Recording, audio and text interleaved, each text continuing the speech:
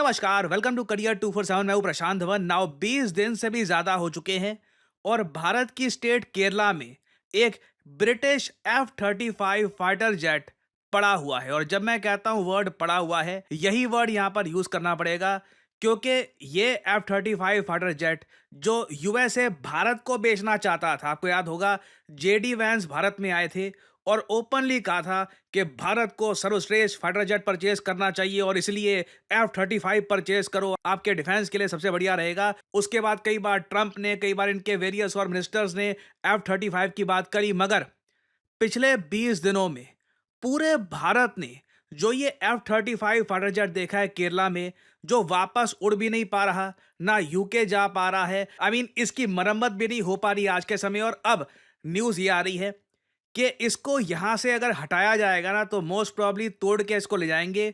एक transport aircraft आएगा UK से यहां पर और इसको तोड़ के, सारे पंख वगैरह सब तोड़ के, एक ट्रांसपोर्ट एयरक्राफ्ट में डालकर वापस यूके में ले जाया जाएगा। पूरे भारत के सामने पिछले 20 दिनों में F-35 फाइटर जेट की जो भी ऑरा थी, आपने आज के समय सुना होगा सोशल मीडिया पर, यह वर्ड काफी पॉपुलर हो गया है, ऑरा। ये जो वर्ड है ऑरा, इसको समझाना बहुत मुश्किल होता है।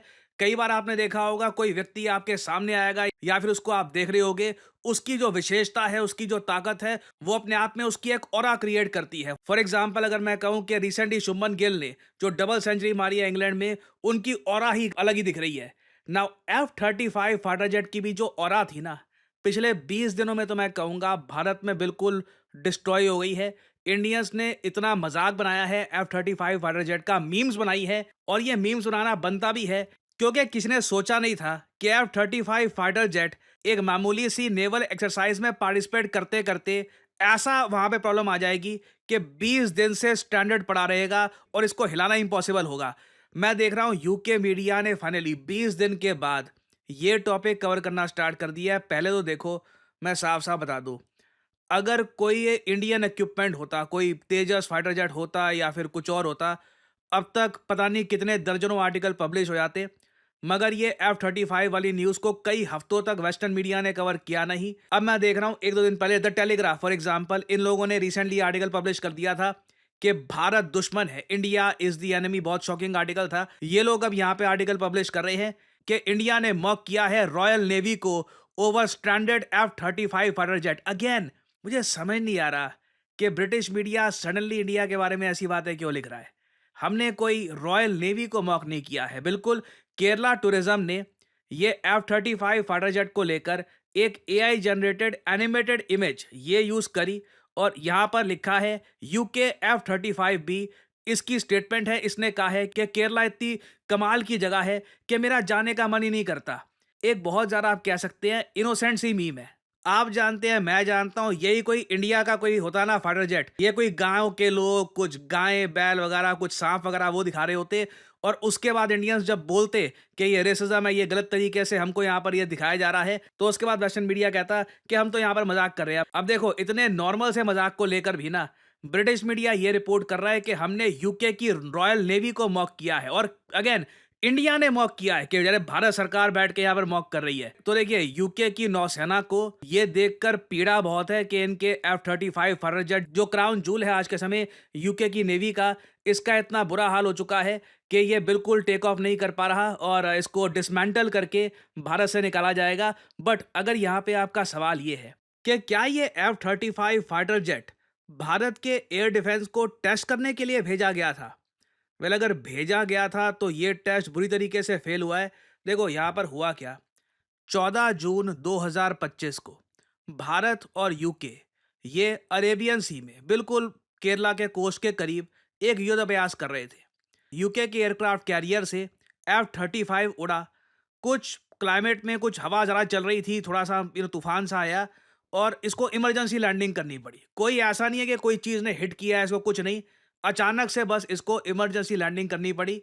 और ये केरला में हमने अनुमति दे दी, भारत ने अनुमति दे दी कि ठीक है F-35 को केरला की एयर स्ट्रिप में आप इसको लैंड कर लीजिए, नहीं तो ऑब्वियसली ये क्रैश कर जाता। अब इंटरेस्टिंग बात देखिए, जैसे ही F-35 भी भारत में लैंड हुआ, भारतीय एयरफोर्स ने ये ट्वीट करी थी इमीडिएटली कि F-35B को हमने डिटेक्ट कर लिया था और इसको आइडेंटिफाई कर दिया था बाय IACCS नेटवर्क। IACCS की फुल फॉर्म है integrated air command and control system. ये एक ऑटोमेटेड कमांड और कंट्रोल सिस्टम है एयर डिफेंस के लिए जो इंडियन एयरफोर्स यूज करती है।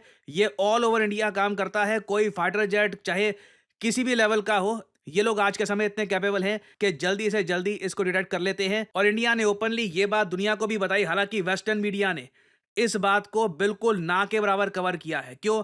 ह्यूज एम्बैरेसमेंट है कि एक तो F-35 फाइटर जेट 20 दिन से टेक ऑफ नहीं कर पा रहा। दूसरी बात, भारत ने बहुत ही आसानी से अपने एयर डिफेंस नेटवर्क से इसको डिटेक्ट कर लिया था। कोई इसकी जो स्टेल्थ कैपेबिलिटी है भारत को शॉक नहीं कर पाई। और अगेन ये जो मैसेज है ना, ये सिर्फ ऐसा नहीं है कि यूके और यूएस को हमने भेजा है, ये चाइना को भी भेजा है कि जो तुम भी 5th जनरेशन फाइटर जेट अगर बनाकर बैठे हो, अगर तुमको लगता है कि वो F-35 की कैटेगरी का है, जो मोस्ट प्रोबेबली नहीं है, तो इंडिया आराम से उसको डिटेक्ट कर लेगा। अपनी स्टेल्थ कैपेबिलिटी पर इतना विश्वास मत करना कि आराम से इंडिया के एयर स्पेस में चले जाओगे। बट एक क्वेश्चन ये आता है, हमने डिटेक्ट तो कर लिया F-35 को, मगर क्या जानकर यूके ने इंडिया के एयर डिफेंस को टेस्ट करने के लिए ये सब किया था? देखिए, इसके चांसेस कम लग रहे हैं ऑनेस्टली। मैं आपको साफ साफ बता रहा हूँ, क्योंकि all of this is so embarrassing for UK. I mean, इनको अगर करना होता टेस्ट 10 तरीके और होते। इनके टेस्ट करने के लिए ही आते ना, तो दूसरे तीसरे दिन में F-35 फाइटर जेट उड़ जाता और ये इसको ले जाते वगैरह। ये इस तरीके से F-35 का जो मजाक बना है, जो ना सिर्फ इंडिया में, अब तो खैर ये ग्लोबल इशू बन गया है, कई कंट्रीज इसको नोट कर रही हैं। इससे F-35 की जो ब्रांड वैल्यू है ये बहुत ज़रा गिरी है। और मुझे लगता नहीं है इसलिए कि ये कोई बहुत बड़ा कोई प्लान था भारत के एयर डिफेंस को टेस्ट करने का। और ऑनेस्टली यूके भारत का एयर डिफेंस टेस्ट करना भी क्यों चाहेगा? That doesn't really make any sense. अगर यूएस को या फिर किसी और कंट्री को टेस्ट करना है तो 10 और तरीके हैं। और हमारे तो देखिए कॉम कासा लेमोआ जैसे एग्रीमेंट्स भी हैं बहुत सारे यूएस के साथ, यूके के साथ। काफ़ी बार यूएस की एयरफोर्स भी आ चुकी है भारत में फॉर वेरियस एक्सरसाइजेस और इवन डिफेंस एग्जीबिशन के लिए। तो नहीं, आई मीन आई थिंक यहाँ पर जेन्युइनली ये F-35 फाइटर जेट में एक फॉल्ट आ गया था, जो अपने आप में बहुत एम्बैरेसिंग है। और उसके बाद से 20 दिन हो गए हैं ये भारत में पड़ा है। और अब जाकर ये इशू रिजॉल्व करने के लिए पहले तो एक टीम भेजी गई 40 इंजीनियर्स की। ये यूके से आए थे। ये बिल्कुल भी इस फाइटर जेट को वापस चला नहीं पाए। और अब घूम फिर के बाद यही आ रही है कि इसको तोड़कर वापस यूके ले जाया जाएगा। सो अगेन इस पूरे इशू को लेकर देखिए थ्योरीज बहुत सारी बन सकती है, क्योंकि बहुत ही एक विचित्र घटना है।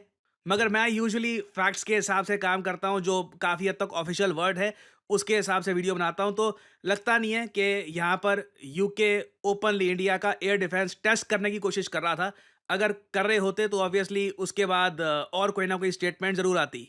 और अभी देखिए इस टॉपिक से रिलेटेड बहुत सी अपडेट्स आएंगी, बहुत कुछ सुनने को मिलेगा। और अगेन मुझे ये बात बोलनी पड़ेगी, यूके मीडिया लगातार बहुत ज़्यादा हॉस्टाइल हो चुका है टुवर्ड्स इंडिया। पहले बीबीसी थोड़ी ऐसी हेडलाइन डालता था, अब तो द टेलीग्राफ वगैरह सारे ही इंडिया के बारे में जब भी कोई बात मेंशन होती है तो दे आर वेरी अग्रेसिव। और इसके पीछे एक बड़ा रीज़न ये भी है, ऑफ कोर्स मैंने इस पर वीडियो बनाई थी कि यूके अब वॉर रेडी हो रहा है। और ऑब्वियसली जब मैं कह रहा हूँ वॉर रेडी, तो ये वॉर सीधी सी बात है, जापान पे करेंगे नहीं। यूके वॉर रेडी हो रहा है रशिया के लिए। तो कोई भी कंट्री जिसके रिमोटली भी फ्रेंडली रिलेशन दिखते हैं इनको रशिया के साथ, उसको ये टारगेट भी करना स्टार्ट कर देंगे। सो अभी बहुत सी अपडेट्स आएंगी, कुछ मेजर अपडेट होती है तो मैं आपके लिए वीडियो लाता रहूँगा। आप लोग यकीन नहीं करेंगे कितने सारे लोगों से मैं मिलता हूँ और उनसे बात करता हूँ और उनका एक ही सवाल होता है कि करियर में अब क्या करें। यू नो व्हाट, मुझे मैथमेटिक्स इतना अच्छा लगता नहीं है, कोडिंग वगैरह सीखने में मेरा मन नहीं लगता, मुझे कुछ और एक मतलब क्रिएटिव जॉब जहाँ पे मैं अर्ली स्टार्ट कर सकूँ वैसा कुछ सजेस्ट करिए। वेल, मैं यहाँ पे आपको बताना चाहता हूँ डिजिटल मार्केटिंग के बारे में। डिजिटल मार्केटिंग के अंडर आपका करियर कैसा हो, इस फील्ड के अंडर आप बन सकते हैं डिजिटल मार्केटिंग असिस्टेंट, आप बन सकते हैं एक एसईओ राइटर, आप बन सकते हैं सोशल मीडिया स्पेशलिस्ट, आप बन सकते हैं एक एसईओ मैनेजर, एक कंटेंट मैनेजर। डिजिटल मार्केटिंग के अंडर आपको जॉब मिल सकती है वेरियस सेक्टर्स में और ये जॉब्स लगातार बढ़ती जा रही हैं। एंड सिमिलरली आप देखोगे डिजिटल मार्केटिंग के जो कोर्सेज हैं ये भी दुनिया भर में, चाहे यूएस हो, यूरोप हो, हर जगह ये कोर्सेज बढ़ते जा रहे हैं। और आप एक बात नोट करिएगा, ज़्यादातर जो ये कोर्सेज़ हैं बहुत ज़्यादा महँगे होंगे, सिर्फ़ इंग्लिश लैंग्वेज में होंगे और ये कोर्सेज़ बहुत छोटे होते हैं। 2-3 महीनों में ना हो गया कोर्स हो गया आपका, आपको बस आगे भेज दिया जाएगा। करियर 247 पे आज के समय सबसे ज़्यादा जो पॉपुलर और इन डिमांड कोर्स है इंटरेस्टिंगली, ये हमारा डिजिटल मार्केटिंग कोर्स है। रीज़न मैं आपको बताता हूँ क्या है। डिजिटल मार्केटिंग एक ऐसी स्किल है जो एक एंट्री लेवल जॉब जो एक आदमी ढूंढ रहा है, अभी अभी 12th क्लियर करी है,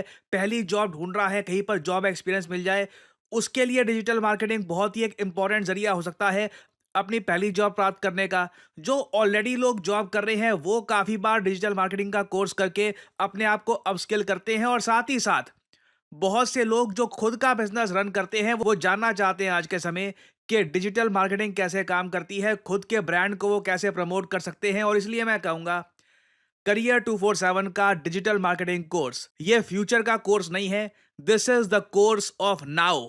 और आज के समय बहुत सारे स्टूडेंट्स करियर 247 के साथ मिलकर डिजिटल मार्केटिंग की स्किल लर्न कर रहे हैं। एग्जाम्पल के लिए कुछ प्रोजेक्ट्स आपको मैं दिखाना चाहता हूं इस तरीके से। ये एक एग्जाम्पल है कि मेक माई ट्रिप जो ब्रांड है किस तरीके से इसकी डिजिटल मार्केटिंग कर सकते हैं, इसके बारे में ये हमारे स्टूडेंट्स ने ये रिपोर्ट तैयार करी है, प्रोजेक्ट्स तैयार किए हैं। ऐसे वेरियस मैं आपको एग्जाम्पल्स दिखा सकता हूं जहां पर जो लोग डिजिटल मार्केटिंग के बारे में बहुत कम जानते थे, now they feel very confident, और उन्होंने अपने टाइम और रिसोर्सेज की इन्वेस्टमेंट करी है एक बहुत ही यूजफुल स्किल में। सो एनरोल करने के लिए आपको करना क्या है, सिंपली जाइए इस वीडियो के कमेंट सेक्शन में, पिन कमेंट में आपको मिल जाएगा ये link, start your digital marketing journey now, और यहां पे आपको करना है इस लिंक पर क्लिक।